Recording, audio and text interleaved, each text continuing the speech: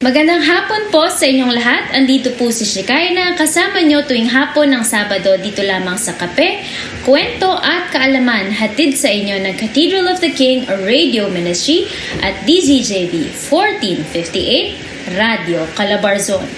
Ang Sabado na ito ay isang espesyal na panahon sapagkat may isang tao ulit tayong makakwentuhan. Isa siyang pastol sa simbahan. Ang pagiging pastol ay isang bokasyon na iilan lamang ang nabibigyan ng oportunidad. Ika nga sa Biblia, madami ang tinatawag pero kaunti ang napipili. Ang pagiging pastol ay isang pagtawag ng Panginoon sa mga nais maglingkod sa kanyang simbahan. Bilang tao, meron rin silang pinagdadaanan at kaya naman bilang tupa, sana'y di natin sila nakalimutang ipagdasal. Ang mga kasama natin ngayong hapon ay isang pari sa simbahan ng Holy Trinity, Edmonton, Canada. Siya ay tinawag ng Panginoon bilang diakono noong 2008 at kamakailan ay tinanggap niya ang tawag ng Panginoon para maging pari sa simbahan. Last year lang po, no? 2022. At kasama na natin siya ngayong hapon, no? Magandang hapon, Father Jeff. I'm so sorry. That's okay. Magandang hapon din sa inyo, mga tagapakinig. Kay Sister Shekaina. Ayan. And thank you for having me here. Yes, excited ako, Father, no? Salamat sa oras na binigay mo sa akin. At umuo ka po dito sa, sa episode na Saludo sa mga pastol, no? Para sa mga pastol. And Father, dediretso na ako, no? Sa mga katanungan ko para sa hapon na ito. At excited po ako marinig ang mga sagot niyo dito. Father, ang unang tanong ko ay, curious lang po ako, nangarap ko po bang maging pare? At kamusta naman ang iyong paglalakbay sa pananampalataya ngayon na pari na po kayo? Yung sagot sa unang tanong mo kung naging dream ko to. Actually, to be honest, no. Yeah. In fact, although I grew up in a religious family, we would go to church every Sunday.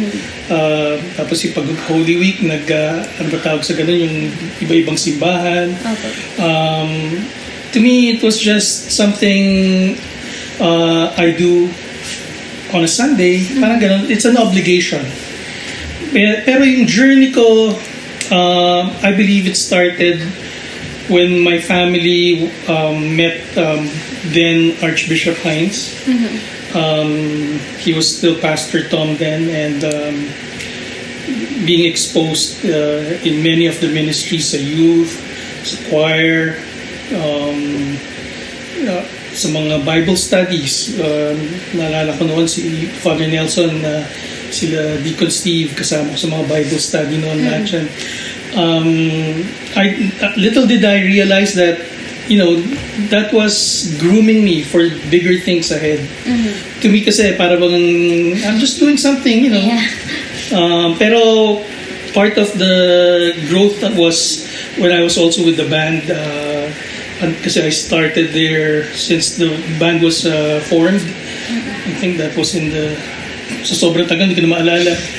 Pero yeah, kami pa nila Father Rocky noon, sila Father Dino Hill. And I don't know if you heard yung mga recordings pa namin noon. But anyway, yeah, that was part of the journey. And then I think the real maturity came when Pastor Tom or Bishop Hines assigned me. I was a new graduate sa architecture. And he gave me the task to lead the architects and engineers group ng church, to prepare the plans and concepts for the complex. Hindi tinatawag na complex nun. I think you guys were still very young then. But anyway, I say this was really part of the grooming kasi it was then that I experienced shepherding people. Doon ko natutunan yung pagmamahal sa ibang tao more than myself, yung ganun. Mga those in the ministry talagang we made sure na we looked after. And then anyway, in the course of those years, when Christian Life became the cathedral, sila Father Rocky then, they were convincing me to join the diaconate. And I always had I tried to come up with so many reasons para not to join. And there was a time I even used the board exams para sabihin ko na, sorry, I'm really busy studying. Anyway, cut the long story short, 1998 we moved to Canada. I said finally I was able to escape, not being ordained. And then, cut the long story short again, Bishop Elmer sent Father Arthur from Paris here. And it was here in Canada that nahuli ako. I'm like Jonah. I feel like my life is like Jonah. I was trying to run away from a calling. Pero eventually, nahuli rin ako ng Lord. So I became a deacon in 2008. And then after some years, Bishop Elmer asked me, I think you are doing what a priest is doing, shepherding. So it's the next, So ever since then, I've been trying to avoid. Kasi parang to me, it was a much greater calling than a deacon. So I've been parang, no. Yeah. And then talagang I was trying to avoid it until 2022.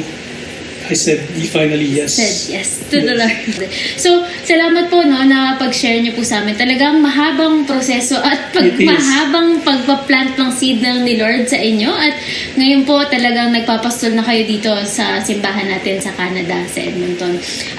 Marami po kayo na pagdaanan, Father. Ang gusto ko lang pong malaman ngayon po na may share niyo sa amin ay ano pong pinakamalaking kagalakan na ngayon sa ministeryo po bilang pare, bilang naging deacon. Yeah.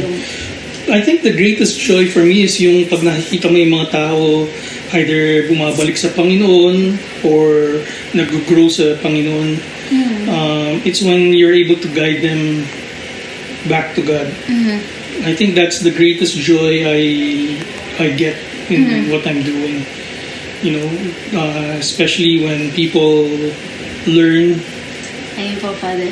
Salamat po sa share nyo. Talagang bilang pari din po, ay bilang na nagagabay kayo sa simbahan. Talagang ako, sa nag-a-attend, talagang tinitignan po kayo as example na po lahat po ng pare. At yung faith nyo po kasi talaga ang nagagabay sa amin closer to the Lord din talaga. Yeah.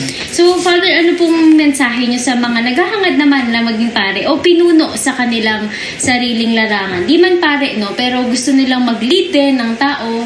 Ano pong mensahe nyo po sa mga ating tagapakinig? Well, whether it's office of the clergy or whether just leading Bible study, the thing here is hindi ito about position, hindi ito about rank. Being where you are is about calling. That's the most important thing.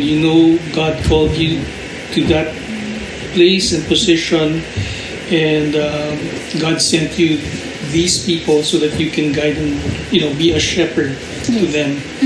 I think yun ang pinaka-importanting makita natin. And at the same time, do not fear. I think yun ang minsan ng isang hindrance sa maraming tao. We tend to become fearful. Just like when Moses was being sent to Pharaoh, to face Pharaoh, who am I to talk to Pharaoh?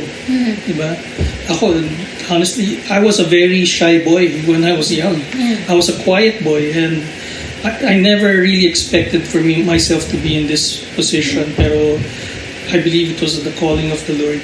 So, don't fear. And the Lord calls talaga. Yeah. Father, bago tayo dumayo dun sa huli kong question, Father, ma-share niyo po ba sa amin yung favorite Bible verse niyo na pinanghahawakan niyo buong sa ministry?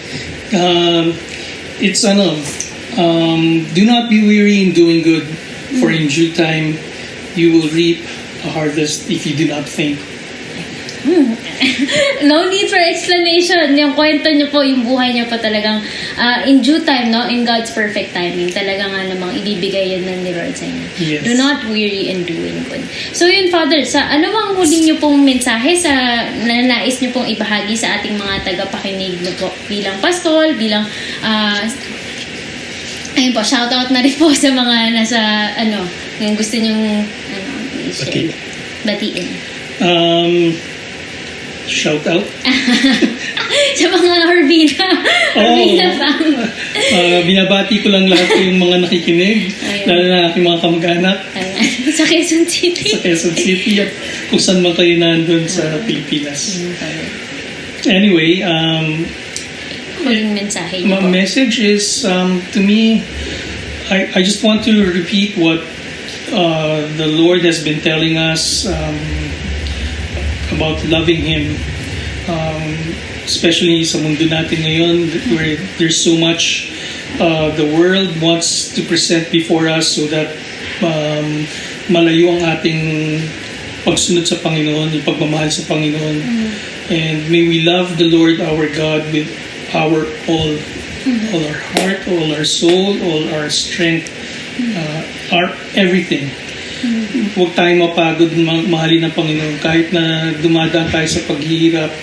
You know, what is 100 years compared to eternity? Diba? Just keep running the race. We will get there. Yes. God is faithful. Yes.